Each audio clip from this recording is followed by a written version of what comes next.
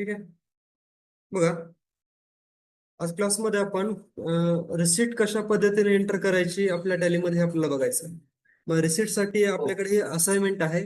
Assignment मध्ये आपल्याला दिलंय, काय सांगितलंय, received cash of ₹1,00,000 from Sanjay capital account and ₹1,50,000 from Viplav capital account toward expansion of the business. पण काय केलेलं आहे, बिझनेसच्या कॅपिटल अकाउंटचे आपण लेजर बनवलेले आहेत. कोणकोणते कॅपिटल अकाउंट आपल्याला हो. प्रोव्हाइड करतात. ओके. त्या कॅपिटल अकाउंट त्या ओनरने काय केलेलं आहे, चालू मध्ये काही ऍडिशनल कॅपिटल आपल्याला बिझनेस मध्ये दिलेलं आहे. ठीक आहे. बिझनेसच्या ओनर कडून आपल्याला पैसे आलेत. कुठलीही गोष्ट ज्यावेळेस आपल्याकडे येते, मग ते by the way of cash असेल किंवा असेटच्या स्वरूपामध्ये असेल, तर अशा वेळी आपण काय करतो, त्याची एंट्री त्या रिसिट ट्रान्झॅक्शन मध्ये करतो. ठीक आहे. मग आता व्हाउचर मध्ये, टॅलीमध्ये जर पाहायला गेलं तर टॅलीमध्ये ज्यावेळेस आपण इथं जातो ट्रान्झॅक्शन मध्ये व्हाउचर मध्ये गेल्यानंतर आपल्याला इथे एक शॉर्टकट दिलेला आहे. कशासाठी? इथं बघा, ह्या व्हाउचर स्क्रीन मध्ये इथे वर दिलंय कोणत्या टाईपचं व्हाउचर आहे जे आपण इथे एंट्री करतोय. बरोबर. मग आता सध्या व्हाउचर टाईप जे आहे ते व्हाउचर टाईप कोणतं ऍक्टिव्ह आहे आपल्याकडे, तर पेमेंट आहे. बरोबर. मग आता आपल्याकडे हो. आपल्याला काय करायचंय, इथं व्हाउचर टाईप ऍक्टिव्हेट करण्यासाठी आपल्याकडे इथं दिलंय रिसिट. रिसिट साठी त्यांनी शॉर्टकट दिलाय आपल्याला. काय दिलाय? F6 आहे. बरोबर. F6 ला आपण क्लिक केलं. क्लिक केल्यानंतर त्याच्यामध्ये आपल्याला विचारलंय, काय विचारलंय, पहिलं फर्स्ट ऑफ ऑल चेक करायचं की कोणत्या डेट मध्ये आपल्याला व्हाउचर एंट्री टाकायची आहे. ठीक आहे. मग आपल्याला व्हाउचर एंट्रीची डेट काय दिलेली आहे, 1/10/2017.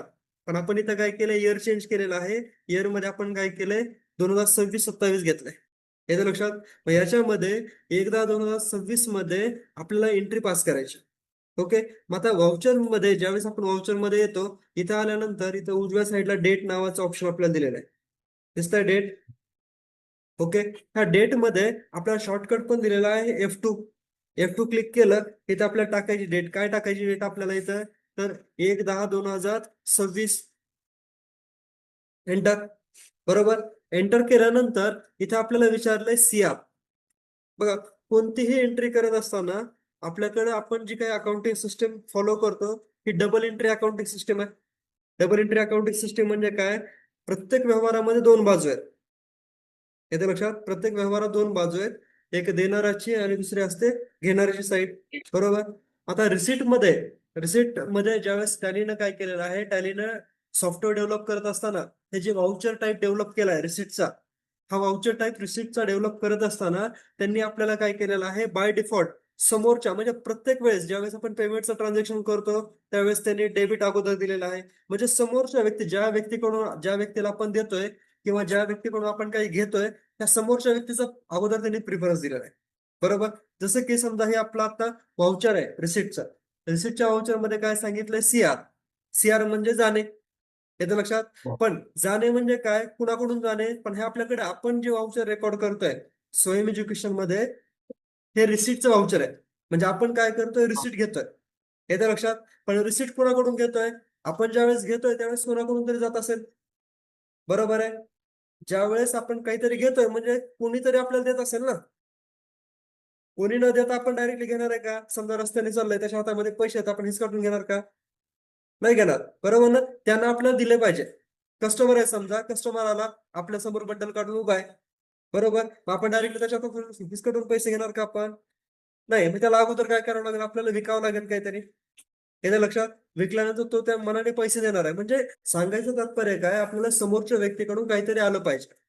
येतं लक्षात? मग ते जे काही आपल्याकडे येत आहे, मग ते असेट असेल, कॅश असेल, व्हॉट एव्हर काहीही असो. बरोबर. ज्यावेळेस तुमच्याकडे येतं त्यावेळेस त्याला आपण काय म्हणतो, रिसिट म्हणतो. येतं लक्षात? मग रिसिट मध्ये पहिला प्रिफरन्स दिलाय त्यांनी टॅलीने, सीआर ला दिलाय. सीआर ला म्हणजे देणाऱ्याचं अकाउंट अगोदर क्रेडिट करा. बरोबर. मग आता याच्यामध्ये आपलं जे काही आताचं ट्रान्झॅक्शन आहे, त्या ट्रान्झॅक्शन मध्ये काय सांगितलं आपल्याला, रिसिव्ड. आपल्या ट्रान्झॅक्शन मध्येच लिहिलंय, काय लिहिलंय, रिसिव्ड. खालच्या पण ट्रान्झॅक्शन मध्ये रिसिव्ड आहे. म्हणजे आपल्याला एंट्री कोणत्या व्हाउचर मध्ये पास करायची आहे, रिसिव्ड मध्ये. येतं लक्षात? कोणाकडून आलंय, रिसिव्ड कॅश दिलंय. कॅश आपल्याला आलंय काय, कॅश. मग आल्यानंतर आपण काय करणार, जर कॅश येत असेल तर कॅश मध्ये ऍड करणार, डेबिट मध्ये. येतं लक्षात? आणि जर बँकेत पैसे येत असेल तर बँकेत अकाउंटला डेबिट करणार आहे. पण त्यातल्या अगोदर बघायचं की कुणाकडून आले, फ्रॉम 1,00,000 रुपये कोणाकडून आले, मिस्टर संजय कॅपिटल अकाउंट. येतं लक्षात? मग आपल्याला अकाउंट एंट्री करत असताना काय करायचं, लिहायचं मिस्टर संजय कॅपिटल आहे इथं, बरोबर आहे. आपल्याकडे इथं संजय कॅपिटल आहे, एंटर करायचं. त्यानं ऑलरेडी आपल्याला 5 लाख रुपये दिलेले आहे. इथं बॅलन्स दिसत, दिसतंय का बॅलन्स? बरोबर आहे. मग ह्यांनी आपल्याला 5 लाख रुपये दिलेले. आता त्यांनी किती दिलेत आपल्याला ऍडिशनल कॅपिटल साठी? त्यांनी परत आपल्याला 1 लाख रुपये दिले. येतं लक्षात? एंटर करायचंय. एंटर केल्यानंतर परत डेबिट साईडला आपल्याला काय करायचंय, आपल्याला त्यांनी पैसे दिलेत, पण आपल्याकडे काय येत आहे आता बघा. आपण काय बघितलं पहिलं, की कोणीतरी आपल्याला काहीतरी देत आहे, पण कोण देत आहे? संजय देतोय. काय देतोय तो आपल्याला इथे लिहायचंय. बरोबर, काय देतो आपल्याला? कॅश. बरोबर, एंटर करा.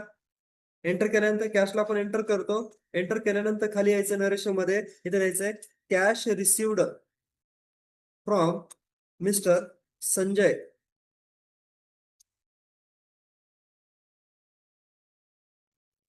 संजय कॅपिटल, बरोबर, फॉर बिझनेस एक्सपान्शन. येतं लक्षात? आपल्याला काय करायचंय, जे काही आपण वर इथं ट्रान्झॅक्शन लिहितोय, हे ट्रान्झॅक्शन ऍक्च्युअल मध्ये कशासाठी आपण वापरतोय किंवा कशाबद्दलचं ट्रान्झॅक्शन आहे, ते आपल्याला काय करायचंय, आपल्या ह्या नरेशन मध्ये मेन्शन करून टाकायचंय. एंटर करायचंय आणि इथं सेव्ह करायचं. येतं लक्षात? सेम सेम सिच्युएशन आता पुढे आहे. पुढचा व्यवहार त्याच्यामध्येच आपण एक एक ट्रान्झॅक्शन करतो. याच्यामध्ये अँड दिलंय. काय दिलंय? 1,50,000 कोणाकडून मिळाले आपल्याला? बिप्लब कॅपिटल कडून मिळाले. याच्या लक्षात? आपण एक तर एंट्री घेतली, पण आणखी एक एंट्री आपल्याला काय करायची, त्या डेट मध्ये पास करायची. एकाच एंट्री दोन्ही करू शकतो आपण, पण आपण वेगवेगळी करतोय. ठीक आहे. मग परत इथं लिहायचंय बिप्लब, याने किती दिले? 1,50,000 रुपये. बरोबर. कसे घेतले आपण? परत कॅश मध्ये घेतले. लक्षात येत आहे? लक्षात येत आहे? मग इथे टाकायचं आपल्याला काय?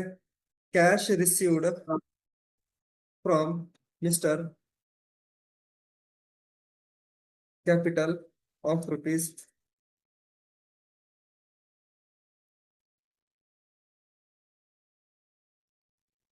Business expansion.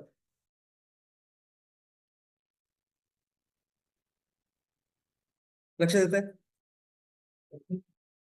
ओके. आता थोडं पुढे जायचं. हे व्यवहार लक्षात आलाय? म्हणजे ज्या व्यक्तीकडून पैसे येले त्या व्यक्तीला काय करायचं, आपल्याला सीआर करायचंय. आणि ज्या माध्यमातून पैसे येतील, जर कॅशच्या माध्यमातून येत असतील तर आपल्याला काय करायचंय, कॅश अकाउंटला डेबिट करायचंय. आणि जर समजा त्यांनी ऑनलाईन पैसे टाकले असतील, जर त्यांनी ऑनलाईन पैसे आपल्याला टाकले असतील, तर आपल्या कोणत्या अकाउंटला आलेत त्या अकाउंटचं नाव लिहायचं. येते लक्षात? ते आपण पुढे बघणार आहेत. पुढचाच व्यवहार आहे बघा. 10-10 तारखेमध्ये दिलाय. मग अगोदर काय करायची, तारीख बदलून घ्यायची. 10-10 ऑटोमॅटिक 2026 येऊन जाईल. ओके. पुढे काय सांगितलंय? Received cheque from the following customer. हे आपले कस्टमर आहेत. येते लक्षात? ज्यांचे आपण लेजर्स क्रिएट केलेले आहेत, त्यांचं बॅलन्स आपण ओपनिंगला घेतलेलं आहे, ते आपले कस्टमर आहेत. आणि ह्या कस्टमर कडून काय केलं त्यांनी, चेक रिसिव्ह झालाय आपल्याला, आणि तो काय केलाय आपण बँकेमध्ये डिपॉझिट केलाय. म्हणजे अल्टिमेटली पैसे कुठे आले? अल्टिमेटली पैसे कुठे आलेत आपल्याकडे? ऍक्सिस बँकेमध्ये. येते लक्षात? आता पहिलं लिहायचं, आदर्श टाईल्स प्रायव्हेट लिमिटेड यांनी आपल्याला 10,000 रुपये दिलेत. आदर्श टाईल्स प्रायव्हेट लिमिटेडनी आपल्याला काय केलेले आहेत? 10,000 रुपये दिलेले आहेत.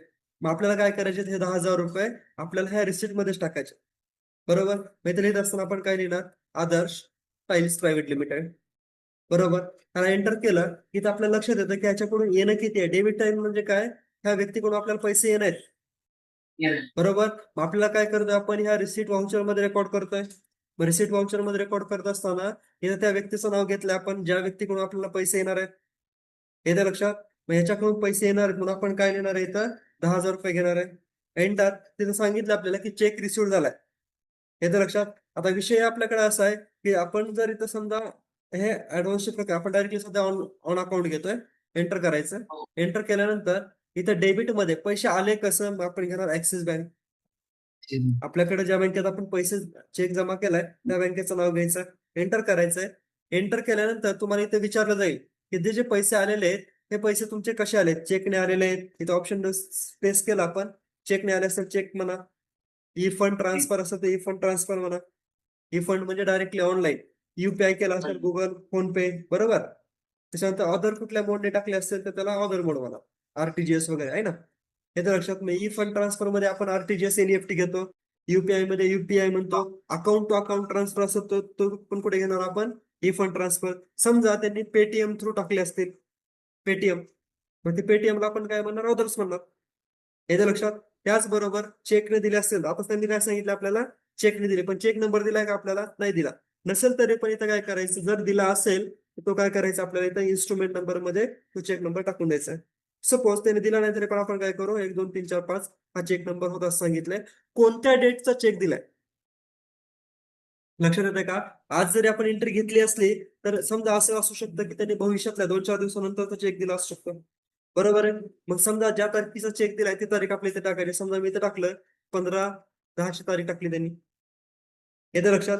कोणत्या बँकेचा चेक दिलाय, समजा समोरचा आपली बँक ऍक्सिस बँक असेल म्हणून ऍक्सिस बँकेचा चेक द्यायला पाहिजे असं काय आहे का, ऍक्सिस बँकेचा चेक द्यायला पाहिजे असं काय असतं का, नाही. मग त्यावेळेस समजा त्यांनी काय केलं असेल, आपल्याला एखाद्या दुसऱ्या बँकेचा चेक दिला असेल, समजा मी लिहिलं IDBI बँक आलं इथं लिस्टमध्ये येतं. मग इथं नरेशन मध्ये लिहू शकता, सो अँड सो कडून आपल्याला चेक मिळालेला आहे आणि तो चेक मी काय केला, बँकेत डिपॉझिट केलाय. लक्षात येत आहे. म्हणजे आपण एंट्री काय करतोय, ह्या एंट्रीचं डिस्क्रिप्शन आपल्याला इथं लक्षात आलं पाहिजे.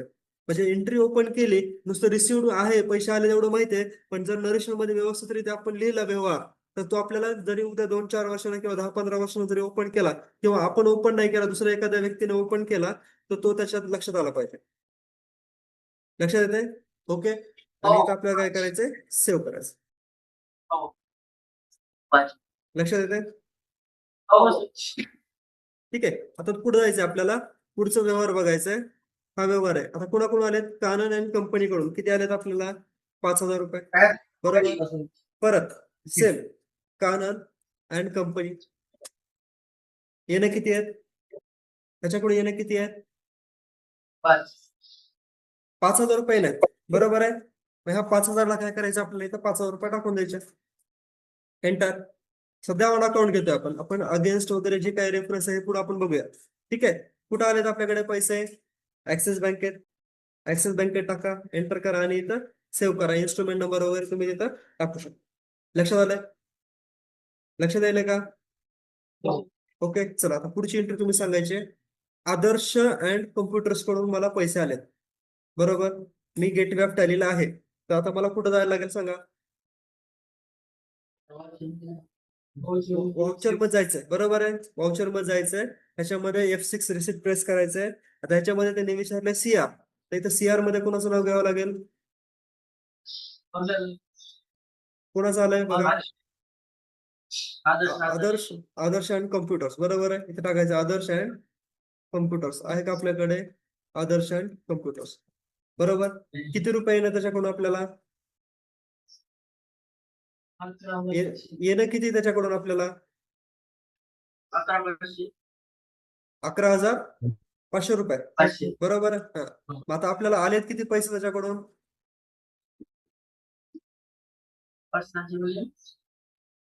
किती रुपये आले त्याच्याकडून, हे 10,000 रुपये आले ना. असाइनमेंट दिसते ना, असाइनमेंट नाही दिसायली. एक मिनिट हा.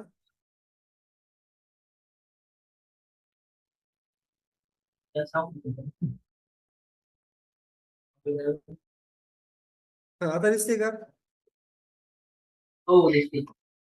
दिसते. हा, सर. आदर्श अँड कम्प्युटर्स कडून किती आलेत, 10,000 रुपये आले. आता टॅली दिसतंय का, हा ठीक आहे, मग काय प्रॉब्लेम नाही. 10,000 रुपये आले. बरोबर. एंटर करायचंय. एंटर केल्यानंतर ऑन अकाउंट वरती घ्यायचंय, एंटर. आता डेबिटला काय घ्यावं लागेल ते खाली,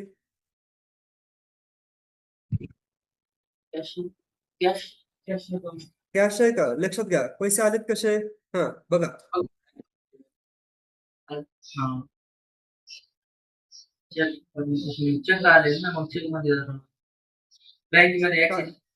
ऍक्सिस बँक घ्यावं लागेल. बरोबर आहे.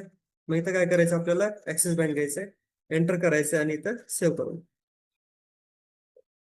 ओके. चला पुढं, येतं लक्षात.